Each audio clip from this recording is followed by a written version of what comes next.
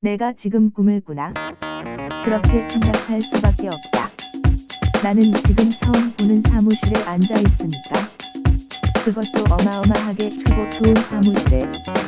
눈은 즐겁지만 있으면 안 되는 곳에 와 있는 느낌이라 부담스럽다. 드레스 코드가 있는 고급 호텔 레스토랑에 목이 늘어나서 잠옷 아니면 벌레로밖에 못쓸 티셔츠랑 욕실 슬리퍼 차림으로 앉아있는 것 같은 그런 심정이다. 꿈이겠지. 저기 탁자 위에 홀로그램 같은 게 둥둥 떠 있는데 당연히 꿈이겠지. 희한하네. 요즘 SF 영화를 많이 본 것도 아닌데 왜 이런 꿈을 꾸지? 어라. 창밖에 구름이 보인다. 운동장처럼 넓은 사무실은 한쪽 면이 통째로 유리창인데 바깥에 구름이 흘러가고 있다. 꼭 비행기 안에서 내려다보는 것 같은 풍경인데 저거 진짜 구름인가? 아니면 영상? 진짜라면 이 사무실 대체 몇 층인 거야? 아냐, 오버테크놀로지 세계관이라면 아예 사무실이 날고 있을지도 모르지? 확인해보고 싶은 마음은 굴뚝 같지만 할 수 없다. 내가 이걸 꿈이라고 생각하는 두 번째 이유. 지금 내 몸은 꼭두각시처럼 내 통제를 벗어나 움직이는 중이다.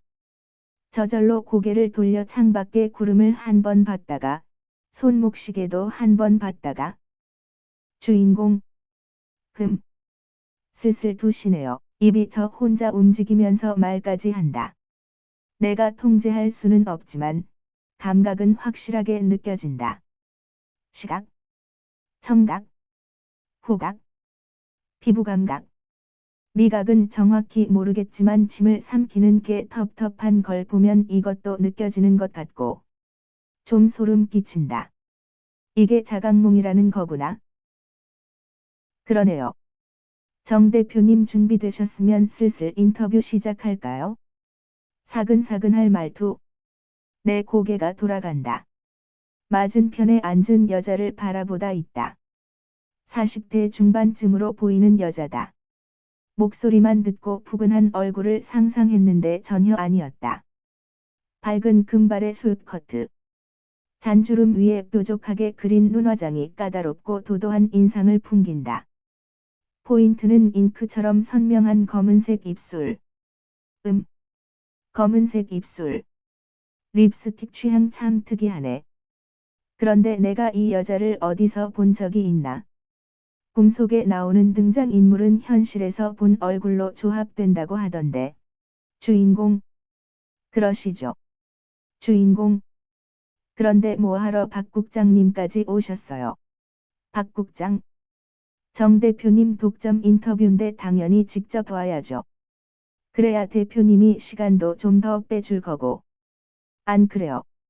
우리가 그럴 만한 사이는 되잖아요? 주인공. 하하, 그럼요. 인터뷰도 박 국장님이 하실 거예요. 박 국장. 인터뷰는 송 기자가 하고 저는 중간중간 간섭이나 하려고요.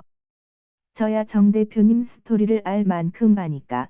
아예 어린 친구가 하는 게 고정관념도 없고 새로운 소스 뽑아내기에도 더 좋을 것 같아요. 그러고 보니 박 국장 옆에 젊은 여자가 함께 앉아 있다. 작은 얼굴 안에 다양한 인종이 보이는 혼혈미인이다. 몸매도 끝내준다. 그런데도 박 국장의 존재감이 워낙에 세서 눈이 잘 안 간다. 박 국장. 인사드려. 송 기자. 송송. 네, 안녕하세요. 정 대표님. 송송입니다. 이 순간만큼은 다행이다. 내가 몸을 통제했다면 웃었을지도 몰라. 주인공. 송 기자님. 반갑습니다. 내 몸은 특이한 이름을 가진 혼혈미인과 몇 마디 대화를 나눈다. 마음대로 할 수 있는 게 하나도 없으니 나는 그들의 대화에 귀를 기울였다. 눈에 보이는 것들도 꼼꼼히 보고 자각몽을 꾸는 건 처음이라 모든 게 신기하다. 송 기자를 보고 있던 눈이 움직인다. 컴퓨터나 TV의 모니터가 아닐까 싶은 화면이 스치듯 보였다. 까맣고 반들반들한 화면 위로 떠오른 얼굴도 잠깐이었지만 똑똑히 확인했다. 내 얼굴은 20년쯤 늙은 모습이었다. 어쩐지 중년 나이인 박 국장이랑 너무 편하게 대화한다 싶었지. 몸이 또 움직인다. 이번엔 아래를 내려다보며 옷차림을 단정하게 고친다. 영국에서 비밀요원으로 활동 중인 신사들이 입을 것 같은 클래식한 정장. 넥타이. 손목에 착 감기는 가죽시계. 명품을 잘 모르는 내가 보기에도 한두 푼 하는 물건들은 아닌 것 같다. 나 돈 좀 버나 본데. 국장식이나 되는 기자가 정 대표님 하며 비위를 맞추는 걸 보면 사회적으로도 성공한 모양이고 꿈은 무의식의 발현이라더니 나 혼자 꾸는 꿈이라 망정이지 누가 알면 이불 깃감이다. 송송. 자, 그럼. 송송. 정선우 대표님 하면 아무래도 성공 스토리를 빼놓을 수가 없는데요. 밑바닥에서 시작해서 실전팔기의 노력 끝에 이렇게 글로벌 매니지먼트사의 대표가 되셨으니까요. 우에서 처음 일을 시작하셨는데 처음 출근하던 날 혹시 기억하세요? 송 기자가 잔뜩 긴장한 티를 내며 인터뷰를 시작한다. 주인공. 그럼요. 오래전인데도 그날은 기억이 생생해요. 첫 출근이라 잠이 안 와서 뒤척이고 있었는데 갑자기 새벽 4시까지 회사로 오라고 연락을 받았거든요. 한숨도 못 자고 형차 얻어 타고 바로 출근했었죠. 송송. 사회인으로서의 첫날은 어떠셨어요? 주인공. 아, 그날 정말 다이나믹했어요. 송송. 어떤 점이요? 주인공. 매니지먼트 사업부에 지원할 때까지만 해도 저는 당연히 배우를 담당하게 될 줄 알았어요. 워낙 영화랑 드라마를 좋아했고, 제 손으로 직접 세계적인 배우를 키우는 게 꿈이었으니까. 면접 때도 그걸 강하게 어필했었는데. 주인공. 막상 출근하고 보니까 데뷔 2년차 걸그룹 팀으로 배정된 거에 얼씨구. 혹시 내가 첫 출근 때문에 스트레스를 많이 받았나?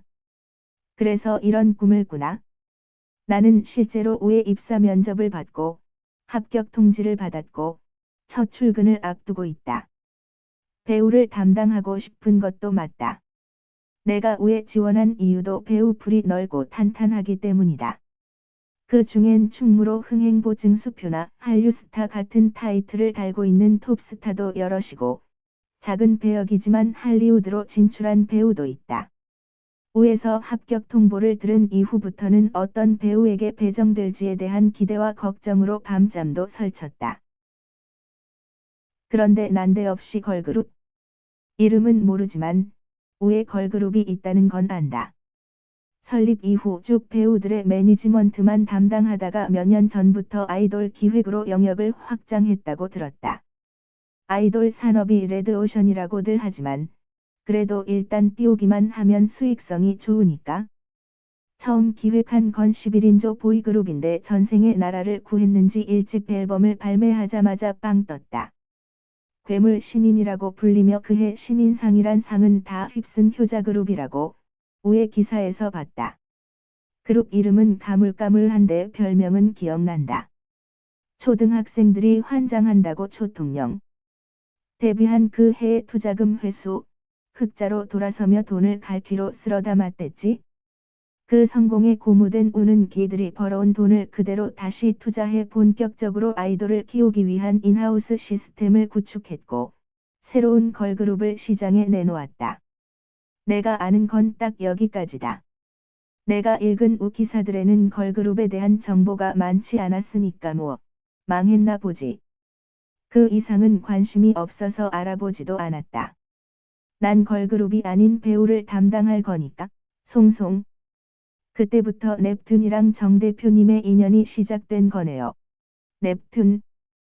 한때 유행했던 TV 만화의 미소녀 전사가 생각나는 팀명인데. 송송. 당시에는 아주 당황스러우셨겠어요. 주인공. 듣자마자 망했구나 싶었어요. 그런데 결과적으로도 망하긴 했죠. 출근 첫날부터 완전히 찍혔거든요. 송송. 네. 지켜요. 주인공. 그때야 저도 사회초년생이었고 배정이 마음에 안 든다는 티가 확 났을 텐데 첫인상이 좋았을 리가 없죠. 지금 생각해보면 그때부터 고생문이 활짝 열렸던 거죠. 제 인생을 칠전팔기라고들 하지만 첫날 첫 단추를 잘못 끼우지만 않았으면 그렇게까지 넘어지진 않았을 거예요. 오야, 정선우. 머리는 무겁고 가슴은 답답하다. 오랫동안 잠수를 하다가 수면 위로 떠오른 기분이다. 아래를 내려다보니 안전벨트가 가슴을 짓누르고 있다. 벨트를 풀고 기침을 했다. 옆에 앉은 사람이 내 어깨를 두드린다. 누구지? 아, 형 두꺼운 불태 안경과 심심한 얼굴. 형이 맞다. 주위를 둘러보자 크고 멋진 사무실은 온데간데 없다. 여긴 형의 차 아니다. 주인공. 뭐야? 형. 뭐긴 뭐야? 다 왔어. 첫 출근하는 놈이 정신 번쩍 차려야지. 너 선배들 앞에서도 멍 때리고 그러면 안 된다.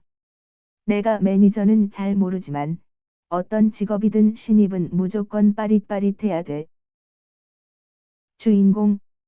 멍 때린 게 아니라 깜빡 졸았나 봐. 형.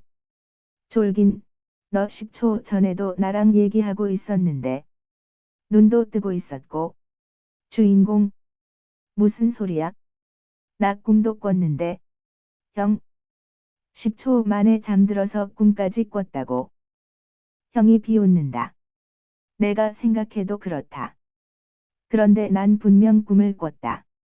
그것도 자각몽. 꿈속에서 보고 들은 게 생생하게 기억난다. 커다란 사무실. 좀 늙은 내 모습. 박 국장. 송 기자. 2년차 걸그룹 넵튠이라는 이름까지. 그런데 10초 전까지 멀쩡하게 얘기 중이었다고. 김현증도 아닌데 그렇게 갑자기 잠드는 게 가능한가? 별일이 다 있네. 주인공. 피곤해서 기절했나? 꿈도 되게 희한한 꿈 꿨어, 형. 무슨 꿈? 주인공. 내가 매니지먼트 회사 대표였어. 형. 그거 길몽이네. 주인공. 아냐. 딱 거기까지만 좋았어. 인터뷰하면서 옛날 얘기를 하는데 기가 차서.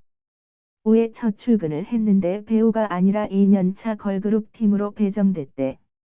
그리고 선배한테 찍혀서 고생문이 열렸다고. A씨 개꿈이야. 이거. 형이 바람 빠지는 소리를 내며 웃는다. 형. 걸그룹. 그것도 괜찮잖아. 재밌을 것 같은데. 주인공. 재밌긴 뭐가 재밌어. 형. 너 애 보는 거 잘 하잖아. 비슷하지 않을까? 주인공. 무슨 헛소리야? 그리고 난 아이돌 매니저는 별로야. 아이돌이 싫다는 건 아니다. 걸그룹 좋지. 예쁘고, 귀엽고, 섹시하고. 얼마나 좋아? 하지만 아이돌 매니저를 하는 건 싫다. 아이돌을 키우는 사람이 되는 건 거대한 공장 시스템의 부품 중 하나가 되는 것처럼 느껴질 것 같아서. 아이돌은 그 공장에서 찍어내는 규격화된 제품이고 그에 반해 배우는 내 손으로 직접 만드는 수제품 같다. 대중에게 작품성을 인정받든 못 받든 어쨌든 세상에서 하나밖에 없는 작품. 물론 내 개인적인 생각이다. 형. 이왕이면 너 좋아하는 여배우한테 배정됐으면 좋겠네. 행운을 빈다. 주인공. 제발. 손목시계를 확인하고 차 문을 열었다. 주인공. 나 이제 출근한다. 첫날인데 일찍 들어가서 상황 파악부터 해야지. 형. 그래. 끝나면 연락해. 밤에 한잔 해야지. 주인공. 지금 몇 시지? 형. 새벽 3시 반. 주인공. 첫날부터 이 시간에 출근하는데 과연 퇴근은 제 시간에 할 수 있을까? 나와 형은 사이좋게 하하 웃었다. 밖은 아직 깜깜하다. 먹구름이 끼었는지 별빛도 달빛도 없는 우중충한 하늘. 날 밝으려면 한참 남았다. 이 바닥이 출근 시간 퇴근 시간 대중 없다는 거야 알고 있었지만 첫 출근을 새벽에 하게 될 줄이야. 주인공.